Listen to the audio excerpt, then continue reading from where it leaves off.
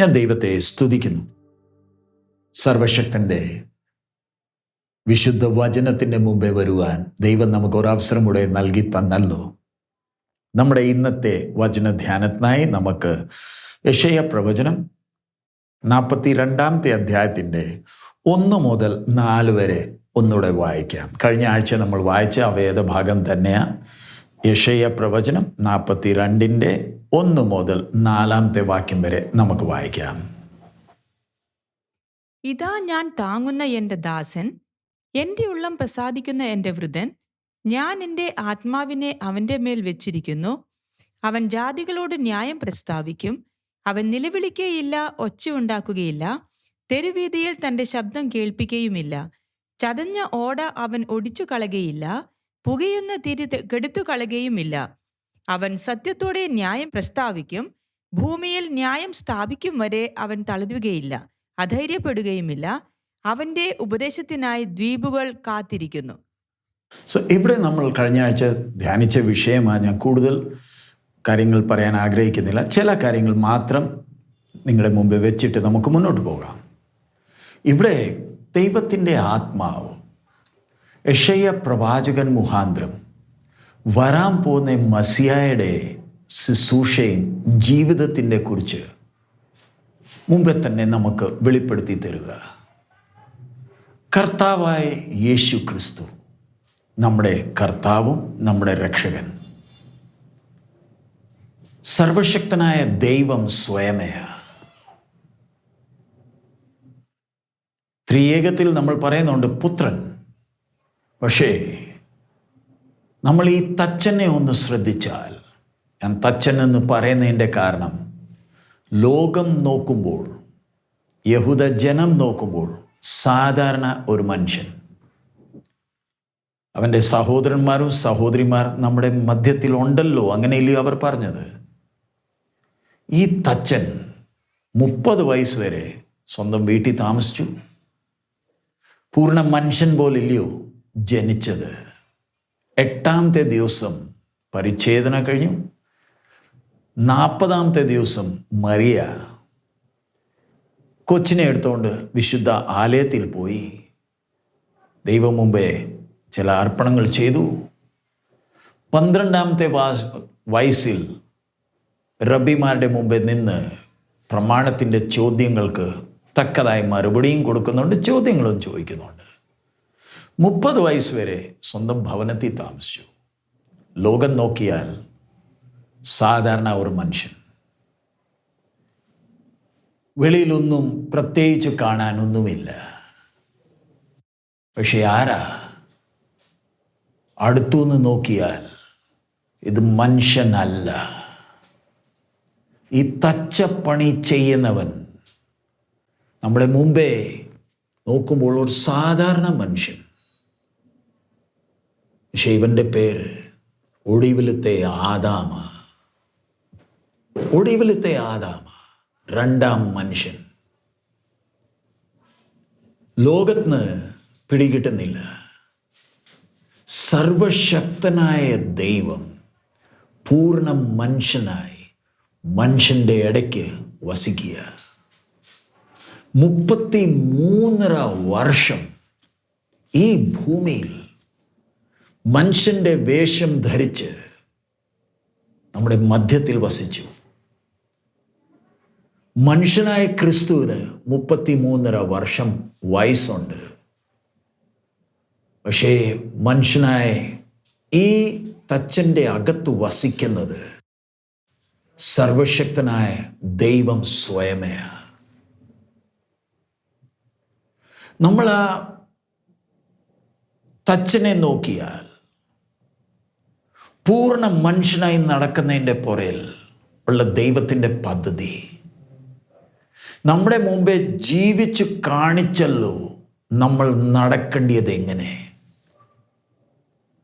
ഒരു അബദ്ധം പോലും കാണിക്കാതെ, ഒരു പാപത്തിലും വീഴാതെ തന്നെത്താനെ പരിപാലിച്ചു. നമ്മൾ കഴിഞ്ഞ ആഴ്ച ശ്രദ്ധിച്ചല്ലോ, ദൈവത്തിൻ്റെ ആത്മാവ് മനുഷ്യനായ ക്രിസ്തുവിനെ തൻ്റെ വ്യക്തിപരമായ ജീവിതത്തിൽ ഒരു സഹായവും ചെയ്യുന്നില്ല. ചിലരുണ്ട് പഠിപ്പിക്കുന്നുണ്ട് ദൈവത്തിൻ്റെ ആത്മാവ് സഹായിച്ചുകൊണ്ടാ മനുഷ്യനായ ക്രിസ്തു പാപത്തിൽ വീഴാഞ്ഞത്. അത് പൂർണ്ണമായി ദുരുപദേശമാണ്. മനുഷ്യനായ ക്രിസ്തുവിനെ ദൈവത്തിൻ്റെ ആത്മാവ് പരിപാലിക്കുകയാണെങ്കിൽ ആദ്യത്തെ ആദാമിനോട് ചെയ്ത ഏറ്റവും വലിയ ദ്രോഹമാണ്. ദൈവസഹായം ഒട്ടുമില്ലാതെ പൂർണ്ണ മനുഷ്യനായി നടക്കുക. പരീക്ഷകളുണ്ട്, അതിൻ്റെ പുറത്ത് ജയം പ്രാപിക്കുന്നുണ്ട്. ശുശ്രൂഷയിൽ ദൈവാത്മാവ് സഹായിച്ചു. ആദ്യത്തെ ആദാമിന് ശുശ്രൂഷയില്ലായിരുന്നു, ഒടുവിലത്തെ ആദാമിന് ശുശ്രൂഷയുമുണ്ട്. പക്ഷേ ആ ക്രിസ്തു നമ്മുടെ മുമ്പേ കാണിച്ചു തന്ന ആ മാതൃക, മനുഷ്യനായി നടന്ന് മാതൃക കാണിച്ചു തന്നത് നമ്മളും കർത്താവ് നടന്ന് കാണിച്ച ആ മാതൃക പ്രകാരം നടക്കാൻ വേണ്ടിയാ. നമ്മൾ കർത്താവിൽ വിശ്വസിക്കുന്നുണ്ട്, നമ്മൾ പ്രാർത്ഥിക്കുന്നുണ്ട്, വചനം വായിക്കുന്നുണ്ട്. പക്ഷേ ആ കാണിച്ച മാതൃക പ്രകാരം എനിക്ക് നടക്കാൻ കഴിയുന്നുണ്ടോ? ഇന്ന് ഒത്തിരി ശുശ്രൂഷകളുണ്ട്. ഇവിടെ കർത്താവിൻ്റെ ശുശ്രൂഷയെക്കുറിച്ച് നമ്മൾ വായിക്കുമ്പോൾ അതിൻ്റെ 2-ാമത്തെ വാക്യം ഒന്ന് വായിച്ചേ. 42:2, ചാപ്റ്റർ 42 വേഴ്സ് 2. അവൻ നിലവിളിക്കയില്ല, ഒച്ചയുണ്ടാക്കുകയില്ല, തെരുവീതിയിൽ തന്റെ ശബ്ദം കേൾപ്പിക്കുകയുമില്ല. ആ കർത്താവിൻ്റെ ശുശ്രൂഷ നമ്മളൊന്ന് നോക്കിക്കേ. 2 കാര്യങ്ങളുണ്ട്. പൂർണ്ണ മനുഷ്യനായി ജീവിക്കുന്നു, അതേസമയത്ത് ആ ശുശ്രൂഷയൊന്ന് നോക്കിക്കേ. ആ ശുശ്രൂഷയുടെ പ്രത്യേകത, ഞാൻ ദൈവമാണ് ആരുടെ മുമ്പേ തന്നെ കാണിക്കുന്നില്ലല്ലോ. ഇന്ന് ശുശ്രൂഷയിൽ നമ്മൾ ശുശ്രൂഷകന്മാരെ കണ്ടു കഴിഞ്ഞാൽ തന്നെ മറ്റവരുടെ മുമ്പേ ഒന്ന് കാണിക്കാൻ എത്ര ബന്ധപ്പെടുന്നുണ്ട്. പക്ഷെ നമ്മുടെ മുമ്പേ ആ മാതൃക തന്നെ ആരുടെ മുമ്പേ കാണിക്കുന്നില്ല, കാണിക്കേണ്ട ആവശ്യമില്ല. ഇന്നെന്താ ചിലർക്ക് മറ്റവരുടെ മുമ്പേ തന്നെ പ്രൊജക്റ്റ് ചെയ്യാനുള്ള, എടുത്തു കാണിക്കാനുള്ള ആ മനസ്സ്. തന്നെ മറ്റവരുടെ മുമ്പേ ഈ കർത്താവ് കാണിക്കുന്നില്ലല്ലോ. ആ രോഗികളെ സൗഖ്യമാക്കുമ്പോൾ, ആ രക്തവാദമുള്ള ആ സഹോദരിയോട് ശുശ്രൂഷിക്കുമ്പോൾ, കുഷ്ഠരോഗികളോട് ശുശ്രൂഷിക്കുമ്പോൾ, കർത്താവിൻ്റെ ആ ശുശ്രൂഷയുടെ ആ പ്രത്യേകതയൊന്ന് നോക്കിയേ. ശാന്തമായി ശുശ്രൂഷിക്കുക, ആരെയും അറിയിക്കേണ്ട. ഓരോ കാര്യങ്ങൾ നമ്മൾ ശ്രദ്ധിച്ചു വായിക്കുമ്പോൾ, അതേസമയം 4 അവസരങ്ങളിൽ വെളിപ്പെടുത്തുന്നുണ്ടല്ലോ, അവൻ ദൈവപുത്രനല്ല, അവൻ ദൈവം സ്വയമേ. 4 അവസരങ്ങളിൽ ആദ്യമേ ഒരുത്തൻ്റെ പാപത്തെ ക്ഷമിച്ചു, രണ്ടാമത്തത് ആൾക്കാരുടെ ആരാധനയെ സ്വീകരിച്ചു, മൂന്നാമത്തത് രൂപാന്തരം മലയിൽ അവൻ ആരാണ് തിരഞ്ഞെടുത്ത 3 ശിഷ്യന്മാരുടെ മുമ്പ് വെളിപ്പെടുത്തി, നാലാമത്തത് ഊതിയല്ലോ പരിശുദ്ധാത്മാവ് പ്രാപിക്കാൻ. ആ ശുശ്രൂഷ നമ്മൾ നോക്കുമ്പോൾ അതിൻ്റെ പ്രത്യേകത, അതേസമയം പൂർണ്ണ മനുഷ്യനാ. നമ്മൾ അതിൻ്റെ 5 തൊട്ട് താഴോട്ട് നമുക്ക് വായിക്കാം. ആകാശത്തെ സൃഷ്ടിച്ച് വിരിക്കുകയും ഭൂമിയെയും അതിലെ ഉൽപ്പന്നങ്ങളെയും പരത്തുകയും അതിലെ ജനത്തിന് ശ്വാസത്തെയും അതിൽ നടക്കുന്നവർക്ക് പ്രാണനെയും കൊടുക്കുകയും ചെയ്ത യഹോവയായ ദൈവം ഇപ്രകാരം അരുളി ചെയ്യുന്നു: കുരുട്ടു കണ്ണുകളെ തുറപ്പാനും ബദ്ധന്മാരെ കുണ്ടറയിൽ നിന്നും അന്ധകാരത്തിൽ ഇരിക്കുന്നവരെ കാരാഗൃഹത്തിൽ നിന്നും വിടുവിപ്പാനും യഹോവയായ ഞാൻ നിന്നെ നീതിയോടെ വിളിച്ചിരിക്കുന്നു. ഞാൻ നിന്റെ കൈ പിടിച്ച് നിന്നെ കാക്കും, നിന്നെ ജനത്തിൻ്റെ നിയമവും ജാതികളുടെ പ്രകാശവുമാക്കും. ഞാൻ യഹോവ, അതുതന്നെ എൻ്റെ നാമം. ഞാൻ എൻ്റെ മഹത്വം മറ്റൊരുത്തനും എൻ്റെ സ്തുതി വിഗ്രഹങ്ങൾക്കും വിട്ടുകൊടുക്കുകയില്ല. അവിടെ നിന്നെ ഇനി നമ്മൾ അതിൻ്റെ 5-ാമത്തെ വാക്യം നോക്കുമ്പോൾ ദൈവത്തിൻ്റെ ആത്മാവ് പറയുന്ന ആ വാക്കുകൾ ഒന്ന് ശ്രദ്ധിക്കാം. Verse 5, Thus saith God the Lord, He that created the heavens and stretcheth them out, He that spread forth the earth and that which cometh out of it, he that giveth breath unto the people, upon it, and spirit to them that walk therein. മലയാളത്തിൽ വായിച്ചേ. ആകാശത്തെ സൃഷ്ടിച്ചു വിരിക്കുകയും ഭൂമിയെയും അതിലെ ഉൽപ്പന്നങ്ങളെയും പരത്തുകയും അതിലെ ജനത്തിന് ശ്വാസത്തെയും അതിൽ നടക്കുന്നവർക്ക് പ്രാണനെയും കൊടുക്കുകയും ചെയ്ത യഹോവയായ ദൈവം ഇപ്രകാരം അരുളി ചെയ്യുന്നു. സോ ഈ 5-ാമത്തെ വാക്യത്തിന്റെ പ്രത്യേകത എന്താ? തൻ്റെ ദാസനെ കുറിച്ച് ചില കാര്യങ്ങൾ പറഞ്ഞു കഴിഞ്ഞിട്ട്, ദാസൻ പറയുമ്പോൾ കർത്താവായ യേശു ക്രിസ്തുവിനെ കുറിച്ച് പറഞ്ഞിട്ട്, പറയുന്നവൻ ആരെന്ന് ആ വിഷയമാ 5-ാമത്തെ വാക്യത്തിൽ വെളിപ്പെടുത്തുന്നത്. മനസ്സിലാക്കാൻ വേണ്ടി, നമ്മൾ ബാങ്കിൽ നിന്ന് ലോൺ എടുക്കുമ്പോൾ അതിന് ഗ്യാരണ്ടി വേണമല്ലോ.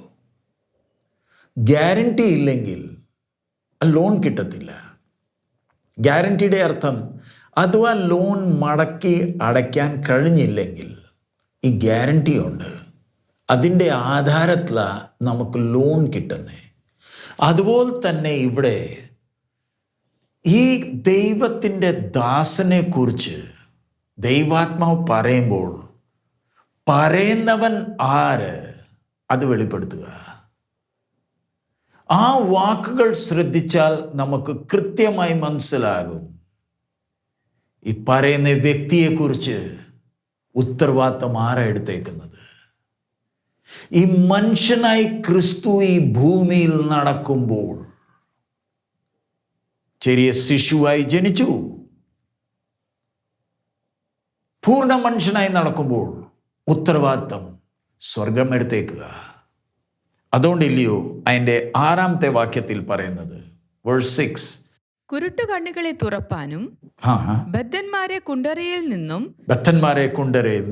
അന്ധകാരത്തിൽ ഇരിക്കുന്നവരെ കാരാഗ്രഹത്തിൽ നിന്നും വിടുവിപ്പാനും, അവരെ കുരുടന്മാരുടെ കണ്ണ് തുറക്കാനും ബദ്ധന്മാരെ കുണ്ടറയിൽ നിന്നും അന്ധകാരത്തിൽ ഇരിക്കുന്നവരെ കാരാഗ്രഹത്തിൽ നിന്നും വിടുവിപ്പാനും അതിന്റെ താഴെ യഹോവയായ ഞാൻ നിന്നെ നീതിയോടെ വിളിച്ചിരിക്കുന്നു. യഹോവയായ ഞാൻ നിന്നെ നീതിയോട് വിളിച്ചേക്കുന്നു. ഒന്ന് നിന്നെ മനുഷ്യനായ ക്രിസ്തു ഈ പ്രവചന വാക്കുകൾ വായിക്കുമ്പോൾ എത്ര ആശ്വാസമുണ്ട്.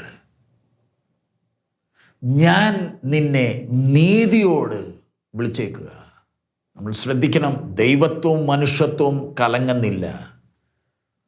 പൂർണ്ണ മനുഷ്യനായി യെശയ്യാ പ്രവചനം വായിക്കുന്ന അവസരം നമുക്കറിയാമല്ലോ.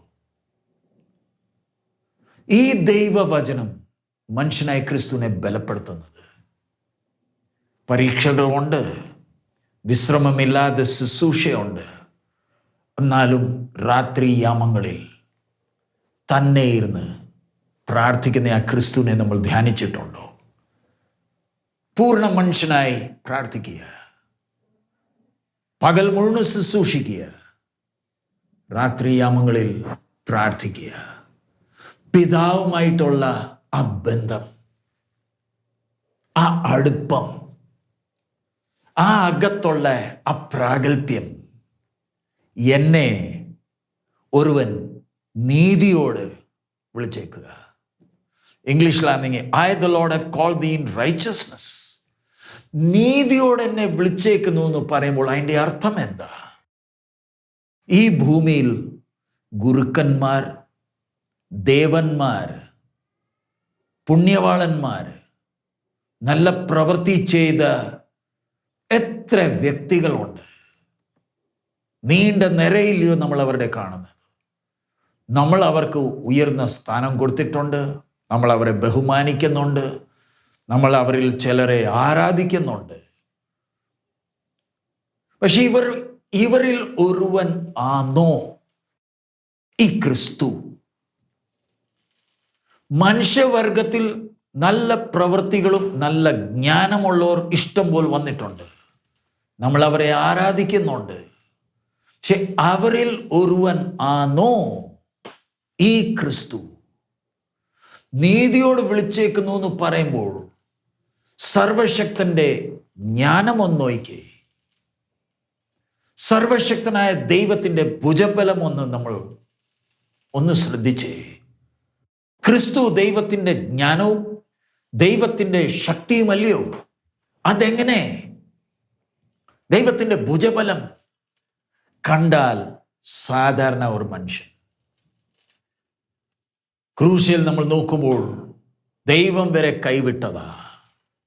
പക്ഷെ നീതിയോട് നിന്നെ വിളിച്ചു എന്ന് പറയുമ്പോൾ മനുഷ്യവർഗത്തിൻ്റെ രക്ഷയ്ക്കായി, അവരുടെ വിടുതലിനായി, പാപത്തിൽ നിന്നുള്ള വിടുതലിനായി, ദൈവത്തിൻ്റെ പ്രമാണത്തിൻ്റെ ആ ശാപത്തിൽ നിന്ന് മനുഷ്യവർഗത്തെ വിടുവിക്കുവാൻ ദൈവം ഒരുക്കിയ ദൈവത്തിൻ്റെ പദ്ധതി ഒന്ന് നോക്കിക്കേ. രോഗികളെ സൗഖ്യമാക്കുവാനല്ല വന്നത്, ചില അത്ഭുത പ്രവൃത്തികൾ ചെയ്യാൻ അല്ല ഈ തച്ചൻ വന്നേക്കുന്നത്. മനുഷ്യനായ ക്രിസ്തുവിന് ആരംഭമുണ്ട്, ദൈവത്വത്തിന് ആരംഭമില്ല.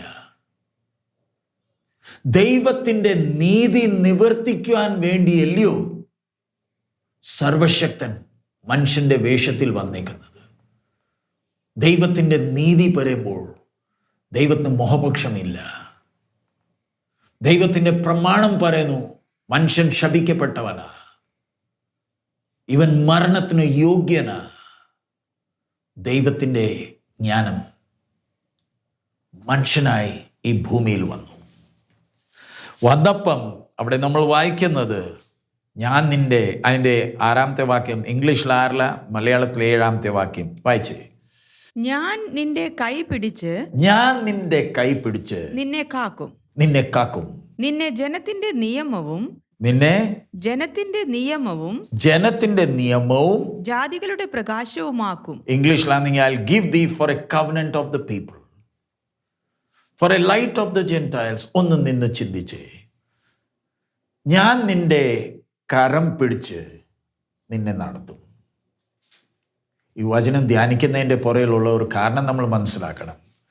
മനുഷ്യനായ ക്രിസ്തുവിന് ദൈവവചനത്താൽ ഇത്ര ആശ്വാസവും ബലം കിട്ടിയെങ്കിൽ നമ്മൾ ഓരോരുത്തർക്കും ആ വിളിയില്ലയോ കിട്ടിയേക്കുന്നത്? നീ എന്നെ അയച്ച പോലെ ഞാൻ ഇവരെയും അയക്കുന്നു എന്നില്ലയോ ക്രിസ്തു പറഞ്ഞത്? എൻ്റെ നടപ്പ്, എൻ്റെ പ്രവൃത്തി എത്ര ജനത്തിന് ആശ്വാസമായിരിക്കേണ്ടതാ. ക്രിസ്തു എൻ്റെ മുമ്പേ നടന്ന് മാതൃക കാണിച്ചു. നിന്റെ ഞാൻ കൈ എന്തോ ചെയ്യും? ഞാൻ നിന്റെ കൈയെ പിടിക്കും. നമ്മുടെ കരം ഒരുവൻ പിടിച്ചിട്ടുണ്ടോ? ആ മനുഷ്യനായി ക്രിസ്തു നടന്നപ്പോൾ നമുക്ക് എന്താ നടക്കാൻ കഴിയാത്തത്? മനുഷ്യനായ ക്രിസ്തുവിനകത്തുള്ള ആ പിതാവുമായിട്ടുള്ള ബന്ധം, ആ ആശ്രയം, ആ ഉറപ്പ് നമുക്കും ഉണ്ടാകേണ്ടതല്ലയോ? മനുഷ്യനായ ക്രിസ്തുവിൻ്റെ അകത്ത് വസിച്ച ആ ദൈവത്വം നമ്മളെ ഒന്ന് ശ്രദ്ധിച്ചേ. നമ്മുടെ അകത്തും വസിക്കുന്നത് ആ ദൈവത്വം തന്നെയാണോ? ദൈവത്തിൻ്റെ ആത്മാവ് പൂർണ്ണതയോട് ഈ മൺകൂടാരത്തിൽ വസിക്കുന്നില്ലയോ? എൻ്റെ നടപ്പ്, കർത്താവിൻ്റെ നടപ്പ്, എനിക്കെന്താ ആ പ്രാഗൽഭ്യമില്ലാത്തത്? എനിക്കെന്താ ആ ഉറപ്പില്ലാത്തത്? എനിക്കെന്താ ഇത്രയും സംശയം? ഞാൻ എന്തിനാ ജീവിതത്തിൽ പ്രശ്നങ്ങൾ വരുമ്പോൾ പതറുന്നത്? വിളിച്ചവൻ വിശ്വസ്തനല്ലയോ? ആ ക്രിസ്തു, മനുഷ്യനായ ക്രിസ്തു നടക്കുന്നത്, ഞാൻ നിന്നെ ലോകത്തിന്, മനുഷ്യർക്ക് നിയമവും ജാതികൾക്ക് ഞാൻ നിന്നെ വെളിച്ചമാക്കും. ഇനി അടുത്തത് അതിൻ്റെ 8 തൊട്ട് വായിച്ചേ, 8ാമത്തെ വാക്യം തൊട്ട്. ഞാൻ യഹോവ, അത് തന്നെ എൻ്റെ നാമം, ഞാൻ എൻ്റെ മഹത്വം മറ്റൊരുത്തനും എൻ്റെ സ്തുതി വിഗ്രഹങ്ങൾക്കും വിട്ടുകൊടുക്കയില്ല. ഇവിടെ തൻ്റെ ദാസനെ കുറിച്ച് പറഞ്ഞിട്ട് ദൈവം തന്നെ കുറിച്ച് പറയുന്നത്, I am the Lord, That is my name. And my glory will I not give to another, neither my praise to graven images. മലയാളത്തിൽ ഞാൻ യഹോവ, ഞാൻ യഹോവ. നമ്മൾ ഒരു എഴുത്തിൻ്റെ താഴെ സിഗ്നേച്ചർ ചെയ്യുമല്ലോ. ആ സിഗ്നേച്ചർ ചെയ്യുമ്പോൾ അത് നമ്മുടെ വ്യക്തിത്വം ഇല്ലയോ? വെറുതെയാണോ പേന വെച്ച് നമ്മൾ കുറച്ച് വരയ്ക്കുന്നത്? ആ സിഗ്നേച്ചറിൽ എൻ്റെ വ്യക്തിത്വം ഇല്ലയോ? ആ എഴുത്തിൻ്റെ താഴെ എൻ്റെ സിഗ്നേച്ചർ ഉള്ളപ്പം ആ എഴുത്തിന് വാലിഡിറ്റി ഉണ്ട്. ഞാൻ നല്ല എഴുത്തെഴുതി, പക്ഷെ താഴെ സൈൻ ചെയ്തിട്ടില്ലെങ്കിൽ ആ എഴുത്ത് കൊണ്ട് പ്രയോജനം എന്താ? ഇവിടെ സർവശക്തൻ തൻ്റെ സിഗ്നേച്ചറാണ് ചെയ്യുന്നത്. ഈ മേളി പറഞ്ഞ ഓരോ കാര്യം താഴെ സൈൻ ചെയ്യുക. മലയാളത്തിൽ പറയുന്നത് ഞാൻ 8ാമത്തെ വാക്യം, ഞാൻ യഹോവ, ഞാൻ യഹോവ, ഐ ആം ദ ലോർഡ്. അടുത്തത്, അത് തന്നെ എൻ്റെ നാമം, അത് തന്നെ എൻ്റെ നാമം. ഞാൻ എൻ്റെ മഹത്വം, ഞാൻ എൻ്റെ മഹത്വം മറ്റൊരുത്തനും എൻ്റെ സ്തുതി വിഗ്രഹങ്ങൾക്കും വിട്ടുകൊടുക്കയില്ല. ദൈവത്തിൻ്റെ അകത്തുള്ള ആ എരിവ്, എൻ്റെ മഹത്വം, എൻ്റെ സ്തുതി ഞാൻ മനുഷ്യ നീ ഉണ്ടാക്കിയ വിഗ്രഹത്തിന് ഞാൻ വിട്ടുകൊടുക്കത്തില്ല. അത് നീ ഉണ്ടാക്കിയതാ. നീ അതിനെ ദൈവം എന്ന് വിളിക്കുന്നുണ്ടായിരിക്കും, പക്ഷെ എൻ്റെ സ്തുതി മഹത്വം ഞാൻ വേറെ ആർക്കും വിട്ടുകൊടുക്കത്തില്ല. അതാ സർവശക്തനായ ദൈവം. അതിൻ്റെ താഴെ വായിച്ചേ 9ാമത്തെ വാക്യം. പണ്ട് പ്രസ്താവിച്ചത് ഇതാ സംഭവിച്ചിരിക്കുന്നു. പണ്ട് പ്രസ്താവിച്ചത്, ഇത് പ്രവചന വാക്കുകളാ. ഒന്ന് നിന്നെ ബെത്ലഹേമിൽ പുൽത്തൊട്ടിയിൽ ഒരു ശിശു കിടക്കുന്നു. ആദ്യ മനുഷ്യൻ ആദാമും ഹൗവയും തോട്ടത്തിൽ നിന്ന് അവരെ ഇറക്കുന്നതിന് മുമ്പേ, എത്ര ആണ്ടുകൾ മുമ്പേ മനുഷ്യവർഗത്തോട് ദൈവം കൊടുത്ത വാഗ്ദാത്തം. ആ പുൽത്തൊട്ടിയിൽ ഒരു ശിശു കിടക്കുക. സ്ത്രീയുടെ സന്തതി വരുമെന്ന് പറഞ്ഞായിരുന്നല്ലോ, തക്ക സമയത്ത് വന്നു കഴിഞ്ഞു. ആ ഏദൻ തോട്ടത്തോട്ട് ബെത്ലഹേം നമ്മൾ നോക്കിയാൽ ഇതിൻ്റെ മധ്യത്തിൽ എത്ര കാര്യങ്ങൾ നടന്നു. തന്നെ ഇരുന്ന് ഒന്ന് ധ്യാനിച്ചാൽ മതി. ഇതിൻ്റെ ഇടയ്ക്ക് നോയയുടെ സമയത്ത് ഒരു ജലപ്രളയം വന്നല്ലോ. 8 വ്യക്തികളല്ലാതെ ബാക്കി എല്ലാത്തിനെയും നശിപ്പിച്ചു. എന്നാലും തക്ക സമയത്ത് മനുഷ്യവർഗത്തിൻ്റെ രക്ഷയ്ക്കായി മനുഷ്യൻ്റെ വേഷത്തിൽ സർവശക്തനായ ദൈവം ഈ പുൽത്തട്ടിയിൽ കിടക്കുക. നമ്മളത് ധ്യാനിക്കാൻ തുടങ്ങിയാൽ, ദൈവത്തിൻ്റെ സ്വഭാവത്തിൻ്റെ ആഴങ്ങൾ മനസ്സിലാക്കുമ്പോൾ നമ്മുടെ അകത്തെ മനുഷ്യന് ഒരു പ്രത്യേകതയുണ്ട്. വാക്കുകളിൽ വിവരിക്കുവാൻ കഴിയുന്നില്ല. ദൈവത്തിൻ്റെ പദ്ധതി. Behold, the former things are come to pass. അതിൻ്റെ താഴെ, ഞാൻ പുതിയത് അറിയിക്കുന്നു, ഞാൻ പുതിയത് അറിയിക്കുന്നു. അത് ഉത്ഭവിക്കും മുമ്പേ നിങ്ങളെ കേൾപ്പിക്കുന്നു. നിങ്ങളെ കേൾപ്പിക്കുന്നു. അത് ഉത്ഭവിക്കുന്നതിന് മുമ്പേ ഞാൻ നിങ്ങളെ കേൾപ്പിക്കുന്നു. അടുത്തത് 10ാമത്തെ വാക്യം. സമുദ്രത്തിൽ സഞ്ചരിക്കുന്നവരും അതിലുള്ള സകലവും ദ്വീപുകളും അവയിലെ നിവാസികളും ആയുള്ളോരെ യഹോവയ്ക്ക് ഒരു പുതിയ പാട്ടും ഭൂമിയുടെ അറ്റത്ത് നിന്ന് അവന് സ്തുതിയും പാടുവീൻ. ഭൂമിയുടെ അറ്റത്തു നിന്ന് അവന്റെ സ്തുതിയെ പാടുവീൻ. അതിന്റെ താഴെ, മരുഭൂമിയും അതിലെ പട്ടണങ്ങളും കേദാർ പാർക്കുന്ന ഗ്രാമങ്ങളും ശബ്ദമുയർത്തട്ടെ. ശൈലനിവാസികൾ ഘോഷിച്ചുല്ലസിക്കുകയും മലമുകളിൽ നിന്ന് ആർക്കുകയും ചെയ്യട്ടെ. അവർ യഹോവയ്ക്ക് മഹത്വം കൊടുത്ത് അവന്റെ സ്തുതിയെ ദ്വീപുകളിൽ പ്രസ്താവിക്കട്ടെ. ഇവിടെ അവന്റെ സ്തുതിയെ പ്രസ്താവിക്കട്ടെ എന്ന് പറയുന്നതിന്റെ കാരണം, ഒന്ന് നിന്നെ ആട്ടിടയന്മാർ അന്ന് രാത്രി അവരുടെ ആടുകളുടെ കൂടെ അവർ വിശ്രമിക്കുക. പെട്ടെന്നില്ലയോ, അവർ പ്രതീക്ഷിക്കാത്ത രീതിയിൽ ദൂതന്മാരുടെ ഒരു സംഘം അവരുടെ മുമ്പേ പ്രത്യക്ഷമായി പാട്ടുകൾ പാടുക. അത് കേട്ട് ഈടയന്മാർ ഞെട്ടി എഴുന്നേറ്റ് കാണുമല്ലോ. ഇതെന്താ ദൃശ്യം? ഇത് ഭൂമിയിൽ നടക്കുന്ന ഒരു സംഭവം അല്ലല്ലോ.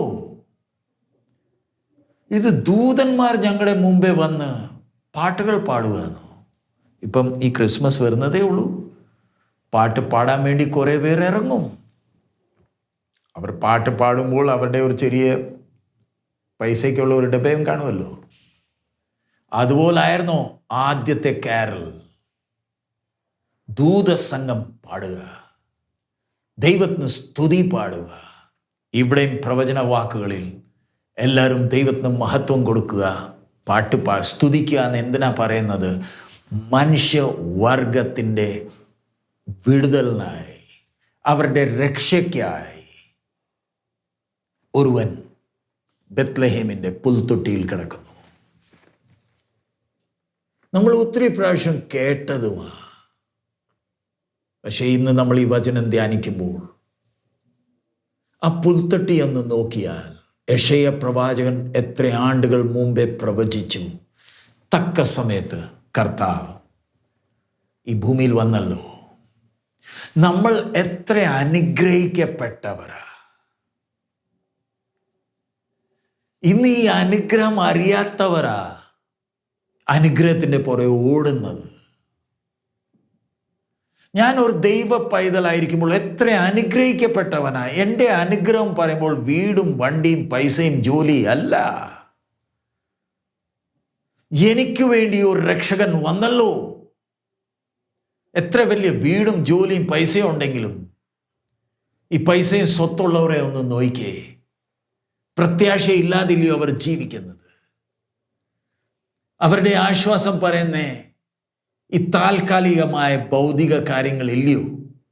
അവർ അതിലില്ലയോ ആശ്രയിച്ച് അവർ കുറച്ച് സന്തോഷം അനുഭവിക്കുവാൻ ശ്രമിക്കുന്നത്, ബന്ധപ്പെടുന്നത്?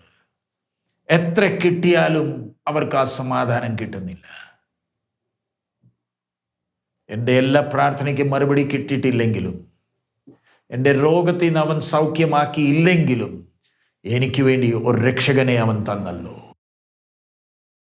എന്നെ എത്ര സ്നേഹിക്കുന്നു, എന്നെക്കുറിച്ച് എത്ര കരുതലുണ്ട്. തൻ്റെ ന്യായപ്രമാണം എന്നെ വിധിച്ചിരിക്കുമ്പോൾ നിത്യ നരകത്തിൽ പോകേണ്ടിയവനാ, പാപത്തിൻ്റെ അടിമത്വത്തിൽ കിടന്നവനാ ഞാൻ. എനിക്ക് ഒരു പ്രത്യാശ ഇല്ലാത്ത ഒരു സമയം സ്വർഗം മാനവവർഗത്തിനു വേണ്ടി, ഇസ്രായേൽ മക്കൾക്ക് വേണ്ടി മാത്രമല്ല, മാനവജാതിക്ക് വേണ്ടി അവരുടെ രക്ഷയ്ക്കായി ഈ ഭൂമിയിൽ വന്നു. ആ ക്രിസ്തുവിനെ അറിയുവാൻ ദൈവം നമ്മുടെ പുറത്ത് അകൃപ ചെയ്തല്ലോ. ലോകം ഈ തച്ചനെ നോക്കുമ്പോൾ പരിഹസിക്കുക. ഗോൽഗോഥയിലെ ആ ദൃശ്യമൊന്ന് നോക്കിക്കേ. നഗ്നനായ ഒരുവൻ 3 ആണിമേൽ തൂങ്ങിക്കിടക്കുമ്പോൾ ജനം ചുറ്റും നിന്ന് ആരാധിക്കുകയല്ല, പരിഹസിക്കുക. തന്നെത്താനെ ദൈവപുത്രൻ പറഞ്ഞല്ലോ, യഹൂദികളുടെ രാജാവാന്ന് പറഞ്ഞല്ലോ. തലയാട്ടിയില്ലയോ പരിഹസിക്കുന്നത്? മനുഷ്യവർഗത്തിന് മനസ്സിലായില്ല, അവർ പരിഹസിച്ചു. പക്ഷെ നമുക്ക് ഈ സത്യം മനസ്സിലായല്ലോ. ഇത് യോസേഫും മറിയമിൻ്റെ മകനല്ല, സർവശക്തൻ്റെ കൃപയാ എനിക്ക് വേണ്ടി 3 ആണിമേൽ അവൻ തൂങ്ങി. ക്രിസ്തു മുഖാന്തരം എനിക്ക് ആ രക്ഷ കിട്ടിയല്ലോ. ദൈവത്തിൻ്റെ ഉഗ്രകോപത്തിൽ നിന്ന് ഞാൻ രക്ഷപ്പെട്ടല്ലോ. എൻ്റെ പകരമായി തന്നെ അർപ്പിച്ചല്ലോ. ഞാൻ എത്ര അനുഗ്രഹിക്കപ്പെട്ടവനാ. ഇനിയും ഭാരങ്ങളൊന്നുമില്ല, ഇനിയും പ്രയാസങ്ങളൊന്നുമില്ല. അവൻ എന്നെ ഇത്രയും സ്നേഹിക്കുന്നുണ്ടല്ലോ. ഇനി എത്ര പ്രതികൂലം വന്നാലും, ഇത് ഞങ്ങൾ ഈ കഴിഞ്ഞ ദിവസങ്ങളിൽ യാത്രയിൽ ഓരോ സ്ഥലങ്ങളിൽ പോയപ്പം പ്രതികൂലം വർദ്ധിച്ചുകൊണ്ടിരിക്കുക.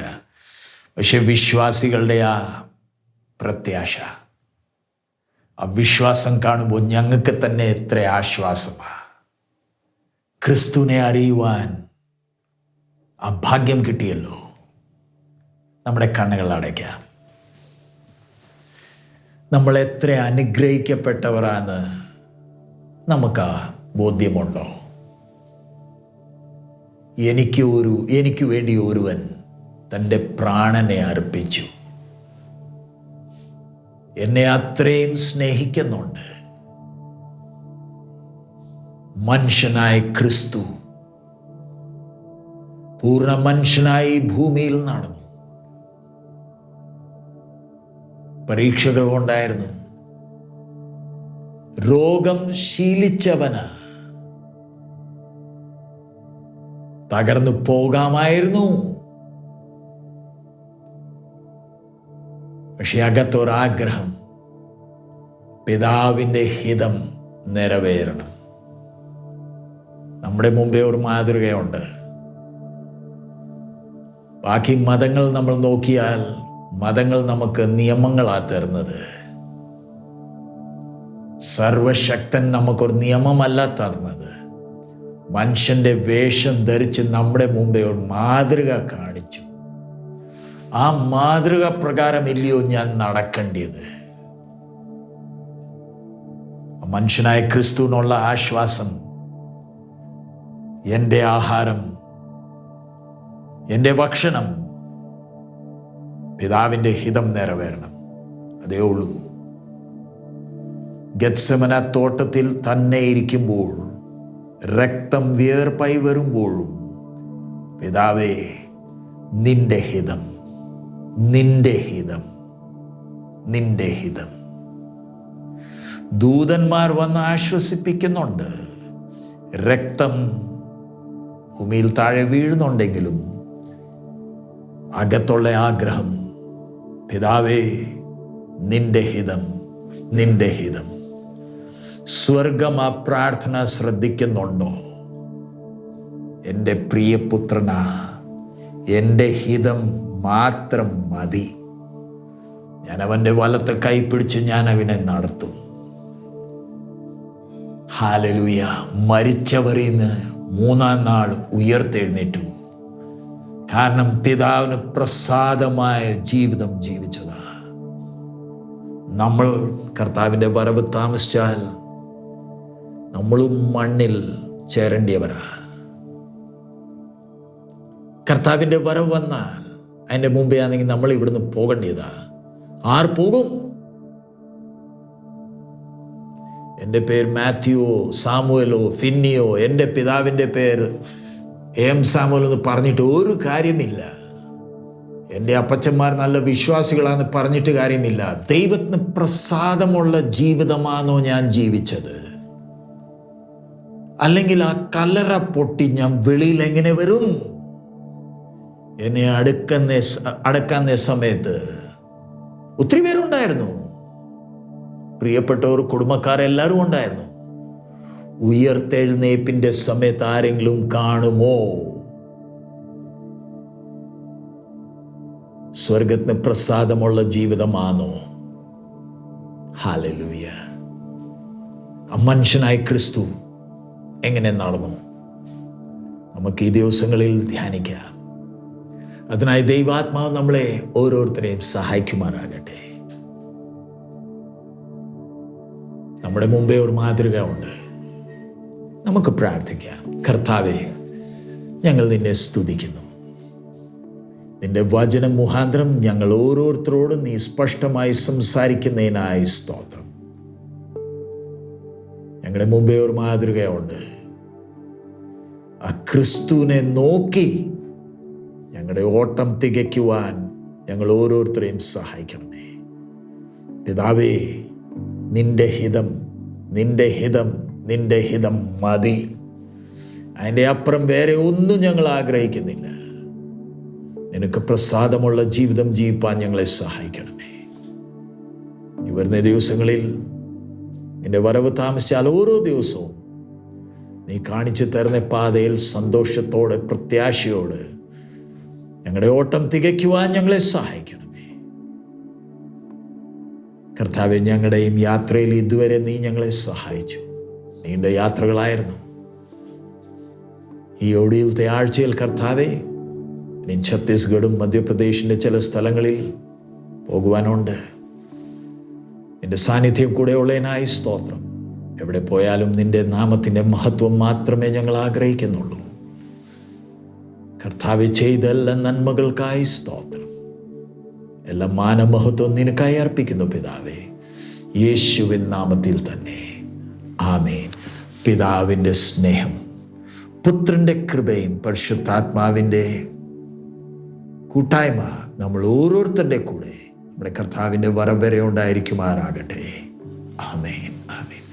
ദൈവം നമ്മളെ ഓരോരുത്തരെയും അനുഗ്രഹിക്കുമാറാകട്ടെ. ഞങ്ങളെയും ഓർത്ത് പ്രാർത്ഥിക്കുക. ദൈവത്തിൻ്റെ വരവ് താമസിച്ചാൽ 13-ാം തീയതി ഞങ്ങൾ ഭോപ്പാലിൽ എത്തുന്നതായിരിക്കും. പ്രാർത്ഥനയിൽ ഓർക്കുക. ദൈവം നമ്മളെ ഓരോരുത്തരെയും സഹായിക്കുമാറാകട്ടെ. നമ്മുടെ കർത്താവ് വേഗം വരാറായി. മാറാനാഥ.